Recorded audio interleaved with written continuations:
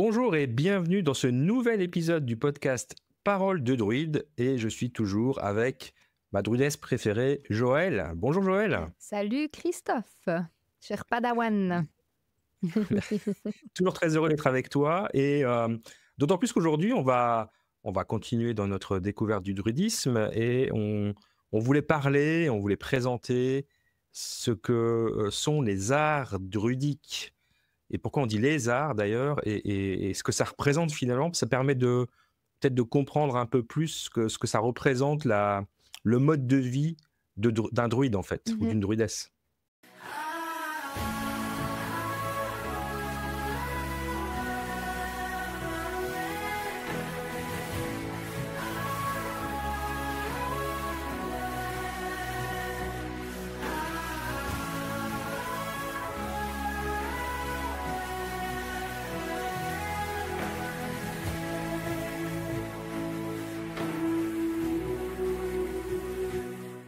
Bienvenue à Parole de druide, le podcast où la sagesse ancienne rencontre le monde moderne. Je suis Joël Chotan, également connue sous le nom de druidesse Adana, fondatrice de l'école de druidisme éoriane à Baule en Suisse, près de Neuchâtel. Avec mon apprenti Christophe Rousseau, nous explorons ensemble l'histoire, les légendes et les pratiques du druidisme au XXIe siècle. Rejoignez-nous dans ce voyage spirituel où nous partageons des récits inspirants des rituels ancestraux et accueillons des invités spéciaux tout en promouvant une spiritualité de paix et d'amour. Préparez-vous à découvrir les mystères et la magie du druidisme moderne. Alors est-ce que tu pourrais déjà commencer par nous présenter ça globalement? Qu'est-ce que c'est? Ça représente quoi les arts druidiques pour toi? Alors les arts druidiques, très précisément, c'est les différentes façons dont le druidisme peut s'inscrire dans la vie de tous les jours et dans les métiers que pourraient pratiquer les druides. Donc les arts druidiques, c'est par exemple l'herboristerie, la sylvothérapie, les thérapies énergétiques, donc thérapie à l'être humain, les médecines un peu au sens large, l'astronomie, la philosophie, je crois qu'on a un petit peu fait la poésie et la musique, le chant, enfin les différents types musicaux que pouvaient jouer potentiellement les druides. Entre autres, ils jouaient surtout de la harpe et ils chantaient. Donc voilà, ça peut aussi la forge. La forge est un art druidique. Ah oui. C'est considéré comme un art druidique. Oui. Et finalement, pourquoi on parle d'art? C'est vrai qu'on voit souvent ce terme d'art druidique, puis il est généralement pas très bien compris. Puis je crois qu'on ne le comprend pas parce qu'en fait, on s'est éloigné de la vraie fonction d'un métier. Tu penses pas? Ouais, Finalement, ouais. tu sais, on fait un peu un métier parce qu'on doit bien faire un métier. Et ce que j'aime dans le druidisme, c'est que le message, c'est pas tant que on fait un métier parce qu'on doit faire un métier, mais on fait un métier parce qu'on a on a des skills, des outils, des facilités, comme on dit, des capacités, Des compétences. des compétences. Des talents. Ouais, voilà. Des talents. Ouais. Des compétences dans un certain Ouais. secteur ou dans un certain milieu qui font qu'en fait on va pratiquer ça pour le service du clan. On va pas faire de la médecine à quelqu'un qui ne sait pas différencier les champignons ou les plantes à l'époque. On allait faire la médecine à quelqu'un qui, depuis tout petit, montrait un intérêt et des compétences dans la reconnaissance des plantes, par exemple, ou entre autres de l'intérêt.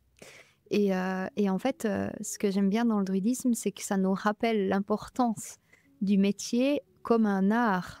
Et du coup, on arrive sur, tu vois, la notion de l'art de vivre. Parce que l'art druidique, finalement, ça nous dit qu'on va pratiquer le druidisme dans quelque chose de concret sous forme d'un art qu'on met au service du clan, parce qu'on a les compétences de le faire. Et je trouve ça intéressant parce que c'est pas juste une technique qu'on apprend. C'est quelque chose qu'on développe jusqu'à en faire une forme de perfection. Ouais. Ça, j'aime bien cette idée. Je ne sais pas s'il y a beaucoup de personnes qui pratiquent leur métier comme un art dans les personnes qui, là, maintenant, partagent ce podcast avec nous.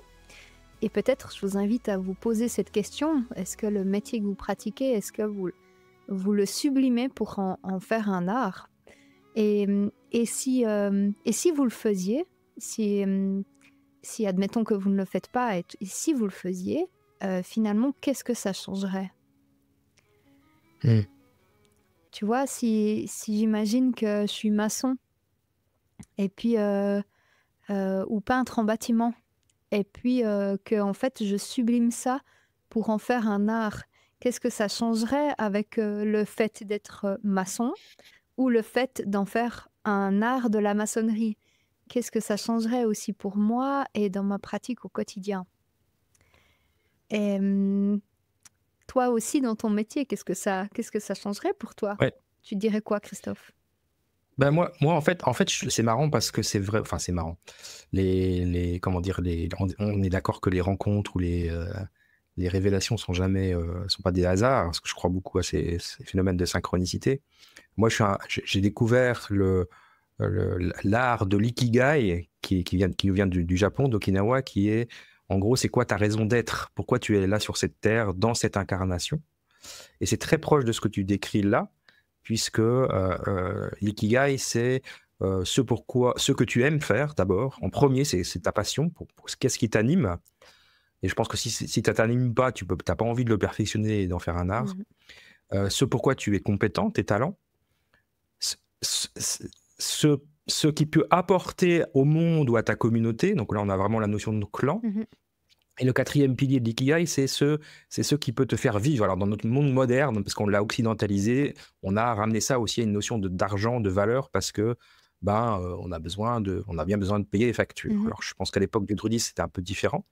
Mais on a quand même cette idée de raison d'être et d'améliorer, d'arriver à un art, dans sa vie, de pas juste faire un métier parce qu'on est obligé de travailler pour payer ses factures et qu'on finit par faire tous des burn-out et tout le monde... voilà, notre société, elle est quand même pas... c'est pas toujours très, très, très...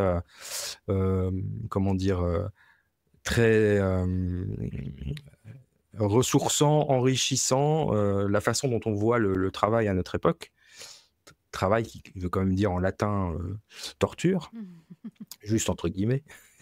Donc là, j'aime bien cette idée de l'art, de son activité, déjà parce qu'elle part du fait que on est né pour faire quelque chose, on a des talents particuliers dès la naissance.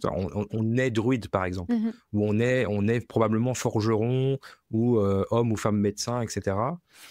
Et puis ça, dans la recherche de l'ikigai, je fais toujours ce parallèle avec le Japon, parce que je trouve alors qu'on a vraiment deux cultures très différentes, ils ont quand même finalement un espèce de terreau fertile commun. Donc je fais le parallèle, et puis l'idée de l'art, on peut en parler aussi, de l'art druidique ou des arts druidiques, c'est l'idée de, comme tu dis, élever ça au rang d'art, c'est-à-dire de faire toujours mieux, de s'améliorer. Puis ça, on est dans le kaizen côté japonais, et moi j'enseigne l'ikigai et le kaizen, et je trouve que c'est vraiment ça résume bien les arts druidiques, c'est-à-dire je me perfectionne tous les jours, j'apprends, ça me passionne, j'ai envie de faire ça du mieux que je peux, en fait. Oui, puis ça reste pas que dans l'esprit, tu vois, ça symbolise aussi quelque chose que j'apprends et que j'intègre dans ma vie. Si par exemple j'aimerais développer l'art de l'herboristerie, si on y revient, eh bien finalement ça va pas me suffire de juste lire des livres et de développer mon intellect en fait et mes connaissances mentales sur le sujet. Ça va demander à un moment ou à un autre que j'aille dans la nature pour me mettre en lien avec ces plantes.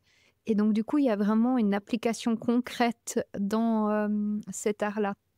Quand tu parlais de pouvoir en vivre, moi, ça m'a fait penser à, tu vois, dans les clans autrefois, chacun avait sa place. Et finalement, pouvoir en vivre, c'est avoir une place dans le clan. Parce que si on n'a pas de place dans le clan, en fait, on n'a pas vraiment de fonction. Donc, on disait que la pire, en fait, des punitions, c'était d'être banni d'un clan. Parce qu'on était condamné à mort, en fait. Et là, finalement, avoir une place dans le clan, parce qu'on a développé un art qui est utile au clan, c'est peut-être ça l'aspect monétaire d'autrefois, tu vois, Ouais. la valeur d'avoir une place. La valeur d'avoir une place, ouais, Ouais. ça c'est joli. Tandis que maintenant, en fait, la valeur d'avoir une place a été transformée par la valeur d'avoir finalement un salaire, qui est une forme de place, finalement. Mm.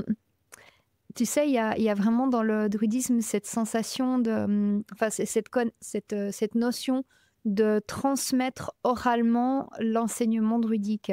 On retrouve ça énormément, hein. La transmission, elle est orale. Et on doit transmettre fidèlement. Ça veut dire que quand on reçoit un enseignement, on doit pouvoir ensuite le retransmettre fidèlement. Mais s'ils avaient voulu le retransmettre complètement fidèlement, ils l'auraient écrit. Chose qu'ils n'ont pas fait. Donc c'est un peu tout ça le paradoxe dans le druidisme, c'est qu'il y a la volonté de transmettre fidèlement, ce qui implique que la personne se donne de la peine d'intégrer une pratique. Donc ça veut dire que si j'apprends la poterie et qu'ensuite je dois la transmettre fidèlement, ça implique que je sache faire de la poterie. Mais ensuite, je ne vais pas la transmettre pareil qu'un autre potier, parce que la terre entre mes mains, elle va agir différemment et j'aurai peut-être d'autres envies, j'aurai peut-être envie de faire des pots à la place des vases ou que sais-je. Et je vais peut-être développer mieux cette compétence et donc du coup mieux pouvoir transmettre ça. Mais ça veut dire transmettre fidèlement, mais l'avoir quand même incorporé. Et dans l'art druidique, il y a ça, c'est j'apprends une technique et je le sublime pour en faire un art, et pour ça, ça passe à travers moi. Ça me transforme, ça agit sur moi et ça devient un art de vivre. Tu vois, si par exemple, je prends l'art druidique de la sylvothérapie, eh ben, je me promènerai plus jamais dans la forêt de la même façon. Tu l'as vécu. Ouais.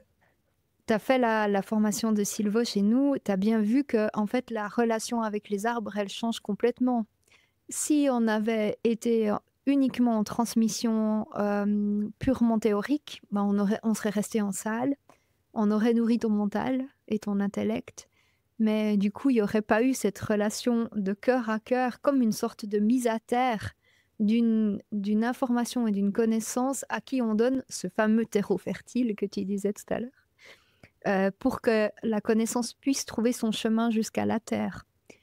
Et finalement, c'est ça un art, c'est faire le lien entre le ciel et la terre, qui est le rôle du druide. C'est d'aller chercher cette connaissance tout en haut et de la faire descendre jusqu'à sublimer la matière. Oui, c'est juste ça. C'est important le passage à la matière. Je pense que ça, il faut vraiment comment dire, mettre l'emphase là-dessus, parce que le druidisme, ok, alors c'est quelque chose qui s'est transmis par oral, mais pas que. Du coup, ça s'est transmis aussi par la pratique. Oui. C'est pas juste se raconter des histoires, c'est des pratiques qui se sont transmises.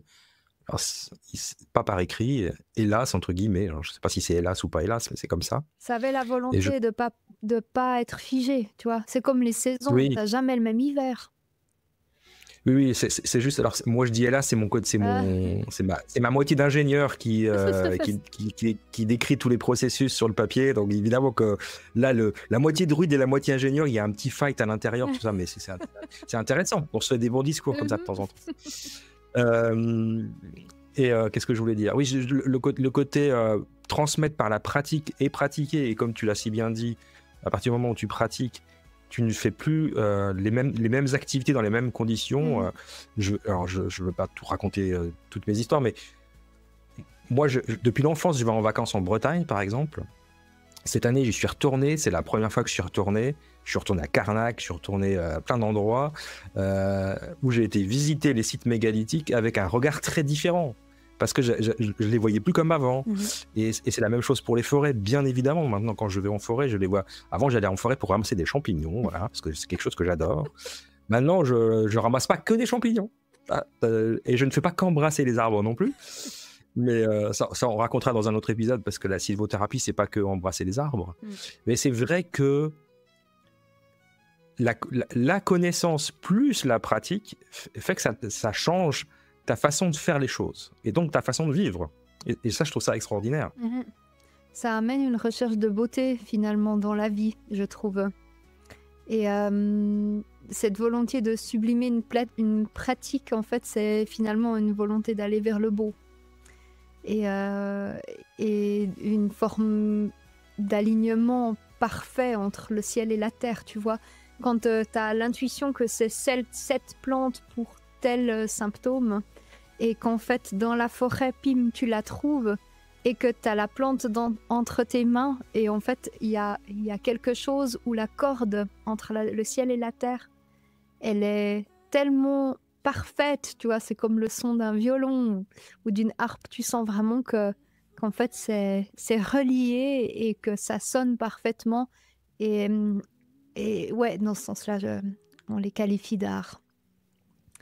Et tu sais aussi, dans la notion d'art, justement, cette notion de beauté, finalement, tout ce qui nous entoure est beau, quoi qu'il en soit. Mais en fait, souvent, Oui. on ne voit pas cette beauté. Et quand on cherche à en faire un art, on cherche à voir cette beauté. Et le fait de voir la beauté dans toute chose, c'est vraiment un cadeau. Moi, j'ai toujours cette image que quand je vois la beauté dans un instant, par exemple, si je vois la beauté au moment où je cueille cette plante en sachant que ça va être parfait pour tel symptôme, parce que je sens la connexion et ça a quelque chose de beau, et ben à ce moment-là, c'est comme jeter un caillou dans un lac tout calme, et puis en fait, ça fait les petits cercles. Et c'est comme si cette notion de voir le beau et le constater, ça a un effet sur plein de choses autour. C'est comme si ça fait vibrer toute la trame autour de nous. Et Oui. donc, j'ai vraiment la sensation que les druides, autrefois, en sublimant leur art, et ben du coup, ils arrivaient à un état de beauté perpétuelle. Une vision du beau dans toute chose. Et donc, du coup, ils avaient un effet sur la trame qui amenait la paix et une forme de vie qui est très, très nourrissante pour tout ce qui les entourait. Je pense qu'en fait, ils avaient une lumière qui devait nourrir beaucoup de choses autour d'eux autrefois. Ils devaient avoir aussi un sacré développement personnel. Ouais. Parce que c'était long, hein, les études de druidisme. C'était 18 ans à peu près à l'époque. Et ça demandait de maîtriser beaucoup d'art. Même s'ils en choisissaient un, finalement, ils avaient quand même l'enseignement pour beaucoup, beaucoup d'art. Et donc, du coup, ça demandait un réel travail sur soi. Mhm. Ouais, c'est ça qui est fou, qu'on se dise qu'à cette époque, on pouvait étudier pendant 18 ans plusieurs arts qui sont des arts de vivre, en fait, hein.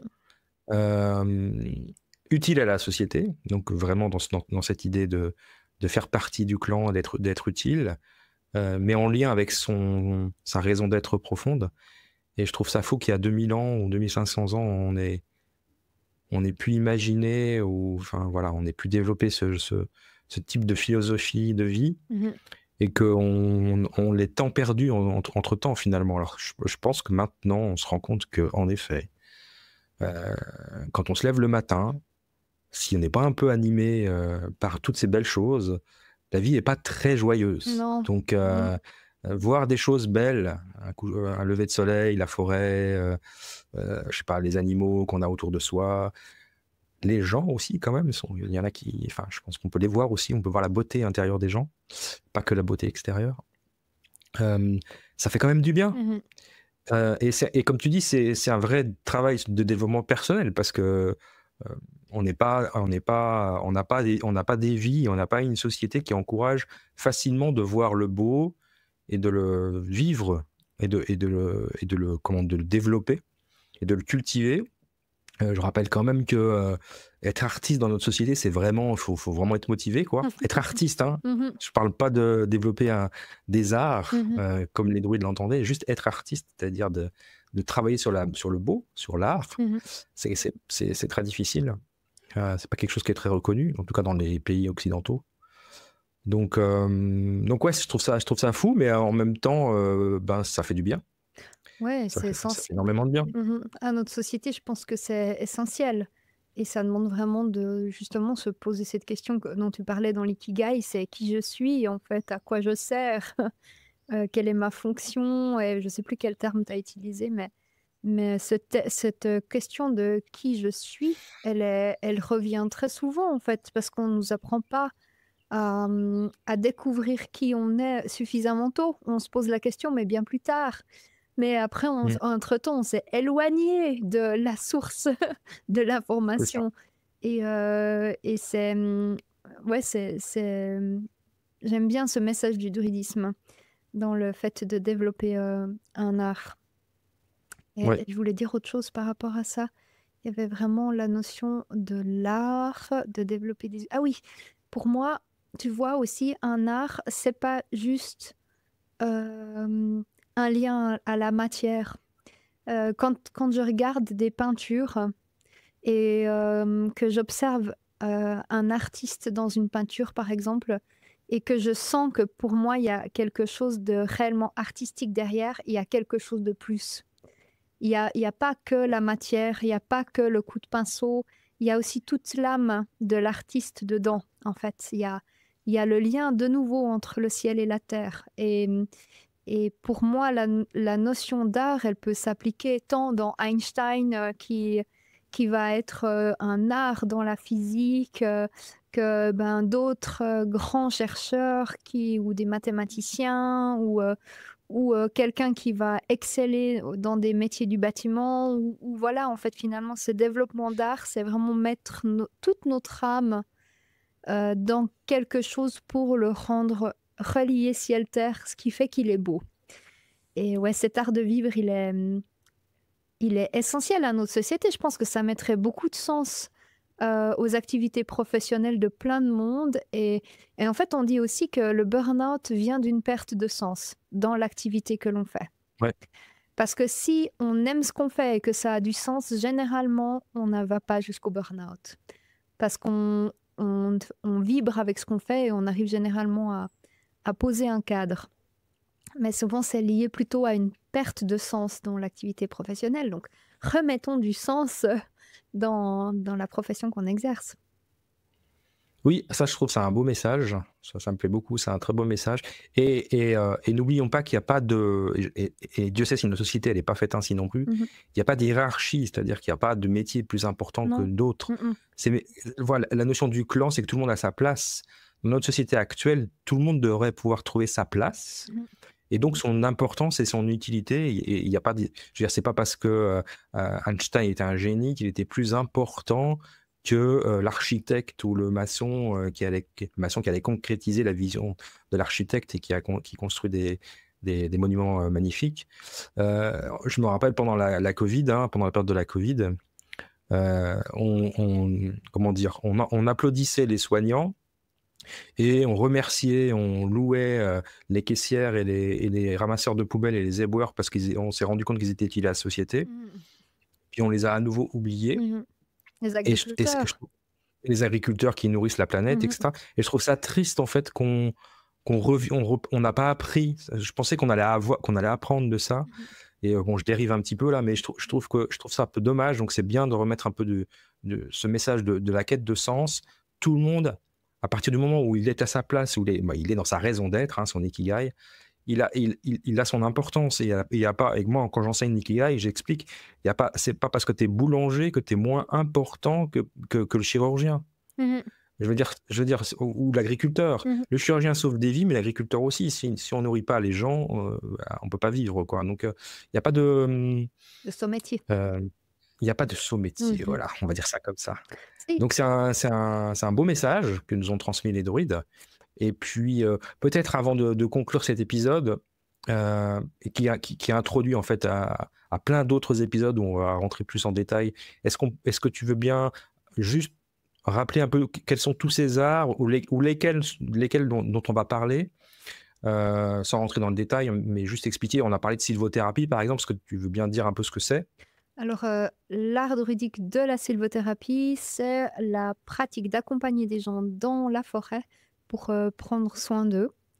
mais c'est aussi le fait d'être attentif à la forêt et aux arbres. C'est le lien avec le monde sylvestre, la sylvothérapie. C'est la connaissance des arbres et la connaissance des effets des arbres sur l'être humain et l'inverse.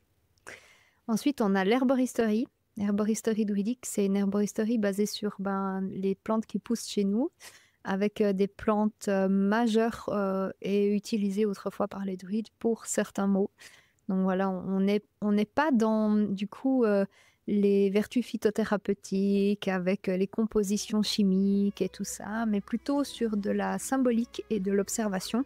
C'est comme ça que les druides faisaient autrefois pour voir comment les plantes, soit ils avaient les messages, comme en chamanisme, les messages de la plante venaient à elle, la médecine de la plante, pour ensuite pouvoir la retransmettre, ou alors ils essayaient. Comme pour les champignons. Voilà, il y a quelques dégâts collatéraux. Des petits risques. Ensuite, on a la partie de la géobiologie dans les arts druidiques, qui est le fait de prendre soin de l'habitat ou du lieu où on vit, qui était essentiel pour le clan autrefois, vu qu'on n'allait pas poser notre clan partout, à n'importe quel endroit, selon l'observation du terrain et des facteurs énergétiques autour. Il faut savoir que dans le druidisme, on parle tant de peuples sédentaires que de peuples nomades. Voilà. On a les deux types de peuples. Le druidisme, c'est le début de la sédentarité, mais il n'y a pas tous les peuples qui se sont sédentarisés en même temps. Ça demande quand même une sacrée confiance de se dire « Allez, là, on aura suffisamment de ressources pour vivre un cycle entier ». C'est ça. C'est énorme, énorme. Ensuite, il y a les soins énergétiques. Donc, les soins énergétiques, c'est le soin sur ce qui est physique, mais au-delà du monde physique aussi. Et puis, dans les soins énergétiques, on peut inclure, ou peut-être qu'on fera un épisode à part, on verra, mais je pense que ça sera un épisode à part parce qu'il y aura trop à dire sinon, sur les soins dans la nature. Donc là, en fait, c'est pas que la forêt, mais les cascades, les montagnes, etc., les grottes, pourquoi on va, à quel endroit, et puis comment accompagner quelqu'un dans un processus thérapeutique. Puis après, il y a d'autres types d'art druidique. Il y a les arts druidiques des ovates, c'est les préparations, tout ce qui est préparation. Donc là, c'est un peu mon métier, en étant droguiste à la base. Tout ce qui est préparation d'onguents et des choses comme ça. Il y en a plein qu'on fait au printemps. Donc là aussi, on pourrait faire un moment là-dessus. Et puis après, il y a l'astronomie, l'astrologie. Ça, c'est des choses que malheureusement, j'ai peu exploré moi-même. Donc, je ne pourrais pas trop vous en parler parce qu'on doit quand même sélectionner un peu les arts druidiques qu'on a envie d'explorer. Et que moi, je suis capable de vous transmettre. Mais peut-être qu'on trouvera quelqu'un qui sera d'accord de nous parler de ça. Et j'ai une petite idée sur le sujet d'ailleurs. C'est une très bonne initiative. On va aller chercher les invités dont on aura besoin. Voilà. Qui vont nous enseigner à nous aussi les arts qu'on ne connaît pas encore. La philosophie, on aura aussi quelqu'un pour ça. Ça va être super. Et puis tu disais la poésie et la musique. La poésie et la musique, il va falloir qu'on trouve quelqu'un là, et je réfléchisse encore un petit peu, pour la transmission de la poésie et de la musique. Et puis, il y en a plein des arts druidiques, parce que c'est des arts au service du clan. La forge, on va trouver quelqu'un pour la forge. Et tu sais, tu parlais du clan tout à l'heure, et en fait, j'aimerais juste revenir là-dessus, la notion de la tripartition, on l'a déjà dit, mais je le répète, c'est que pour qu'un clan fonctionne, il ne faut pas oublier qu'il doit être séparé en 3 parties. Une partie qu'on dit agricultrice, la partie plutôt artisanale et agriculture, qui va fournir les ressources, faire les pots, construire les maisons, faire l'agriculture, le bétail, les céréales, etc., aller à la chasse. Il y a la partie guerrière qui va défendre le clan ou aller conquérir de nouveaux territoires.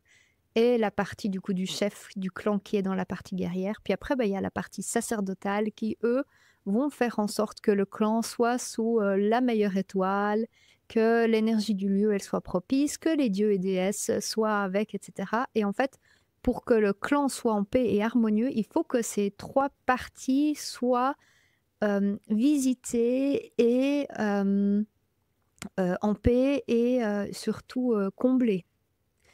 Voilà.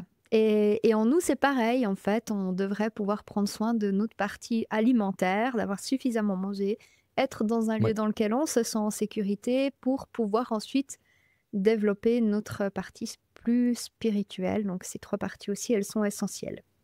Voilà, ça c'est aussi un grand enseignement du druidisme par rapport à ça. Ok, très juste, très juste. Oui, ça fait du sens. C'est quand même très très logique, hein, le druidisme. C'est pas des choses. Enfin, je veux dire, j'ai l'impression c'est quand même fondé sur le bon sens finalement. Ouais, c'est fondé sur le bon sens d'un clan qui a besoin de fonctionner et qui nous rappelle des valeurs familiales, des valeurs fondamentales, qui nous amène, comme tu le dis, le côté logique pour pouvoir survivre dans notre société et des parties de nous qui ont besoin d'être comblées pour qu'on puisse se sentir bien. Ne serait-ce que ce qu'on reprend le thème de ce podcast-là, enfin de cet épisode-là, c'est le sens de notre vie. Que notre vie, elle ait du sens et qu'on puisse développer notre vie comme un art. Si seulement. Franchement, je trouve que c'est le plus beau programme qu'on puisse donner aux gens finalement. Faisons en sorte que notre vie devienne un art. C'est quand même un beau message. C'est un très beau message. Avec la paix qui va bien avec, je trouve qu'on a une double mission de transmission qui est très très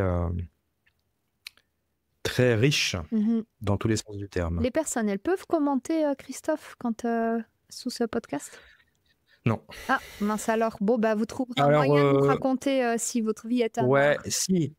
Oui, alors, oui et non. Ceux qui écoutent, je couperai au montage ça, mais ceux qui écoutent ne peuvent pas. Ceux qui regardent peuvent commenter. Alors, peut-être qu'on peut inviter les gens à raconter ou à témoigner, en effet, sur la chaîne YouTube de leurs expériences par rapport à l'art de leur vie. Ouais, ça serait bien. La façon dont ils vivent leur métier. Ça, on peut les inviter à faire ça, ouais. Je te laisse le dire, du coup. Alors, vous qui regardez cette vidéo, on vous invite évidemment à témoigner, à apporter votre témoignage. Donc, n'hésitez pas à commenter cette vidéo sous la chaîne, sur les commentaires de la chaîne, pardon, pour témoigner de votre ikigai, de votre art de vivre, de votre raison d'être. Est-ce que vous l'avez trouvé? Et puis, qu'est-ce que ça apporterait? Qu'est-ce que vous imaginez que ça vous apporterait de vivre votre métier comme un art ou votre vie comme un art? Comment vous pouvez imaginer que ça pourrait enrichir votre vie? On serait très curieux d'avoir vos ressentis, vos témoignages par rapport à ça. Ça serait un plaisir. Mais je pense qu'on arrive au bout de ce magnifique épisode, Joël, donc on va remercier tout le monde. Est-ce que tu as un dernier mot, une dernière petite chose que tu voudrais partager, ou pour toi on a fait le tour là? Pour moi on a fait le tour, et puis la parole de vivre sa vie comme un art et ce métier comme un art, moi je trouve que c'est une belle parole de fin, en tout cas un bon encouragement de choisir. Enfin, c'est pas quelque chose qui se fait comme ça. C'est une destination sur un chemin qui prend du temps, comme tout chemin druidique. Et en fait, c'est ce chemin qui est intéressant. Donc, mettez cet objectif devant vous de vous dire « j'aimerais faire de ma vie un art. J'aimerais faire de ma pratique professionnelle un art. » Posez-le comme but là-devant, comme cible, et puis avancez sur le chemin pour trouver le moyen d'atteindre cet objectif-là qui est devant vous, et racontez-nous. Oui. Et évidemment, ça je pense que vous le savez déjà, mais ce qui est important, c'est le chemin, c'est le voyage, et c'est pas du tout l'objectif qu'on atteint ou qu'on n'atteint pas, peu importe, mais c'est le chemin. C'est le chemin qui compte, ouais.